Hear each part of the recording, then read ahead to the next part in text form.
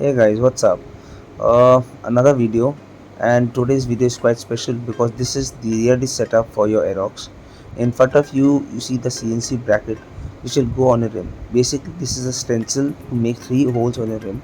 Once you make the three holes, Mhm. you can simply attach this bracket to your rim. You're not making the rim weaker by any which ways, because once you attach this bracket to your rim, the strength of the rim remains intact. So basically what I'm trying to tell you is that once you put this bracket, you can then mount a disc onto it. In the video, as you proceed in the video, you'll understand. There's another bracket that comes along with this for right here. This bracket basically will go on a swing arm. You can put the caliper on this. The new Aeroxes already have the swing arm holes, so this bracket would not be necessary for them. Now I give you the TDR rear disc. This is 230 mm. This disc will perfectly fit on that bracket. As we continue in the video, you will come to know. Also, along with this, you get the caliper. Now this is a multiple color choice caliper. You can choose any caliper of your choice: blue, red, silver, black, golden, whatever you want. And as with that, you will get the master cylinder. Now this is the E plus master cylinder. In this there is a choice, but people don't usually, the prices is almost similar, so I'll suggest you go for this. And along with that is the brake hose wire, the RCP brake hose wire. These are steel braided brake hose wires. So with this entire setup, you are set to go with your rear disc setup. Now let me explain to you how this entire setup will go. Plus, before that, I can also tell you this is that because the RCP parts are really expensive, so for the option for you is that you can put the original Yamaha caliper, you can put the original Yamaha master cylinder, and you can put the original Yamaha brake hose wire.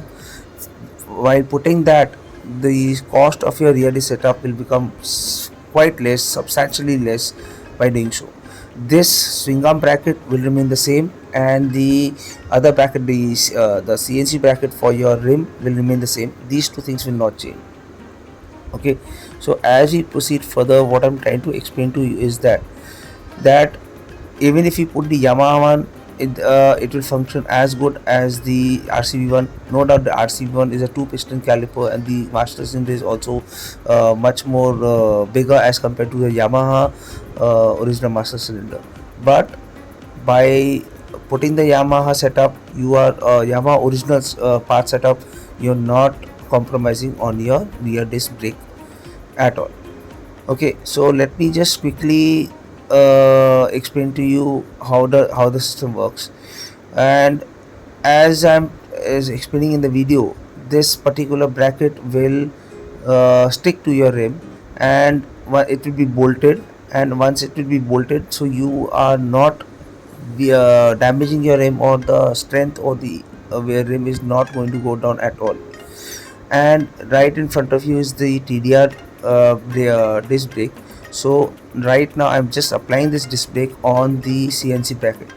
You can see it's a perfect fit. It's not the bracket, the CNC bracket in front of you is made in such a way that it can hold the disc brake in its position, and you can see the holes matching perfectly, aligning perfectly with the disc brake.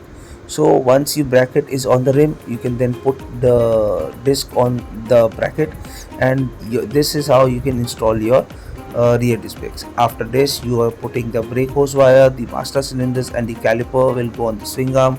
Again, I'm mentioning that the new Aeroxes, this left side, the bracket, the small, the L-shaped bracket is not necessary.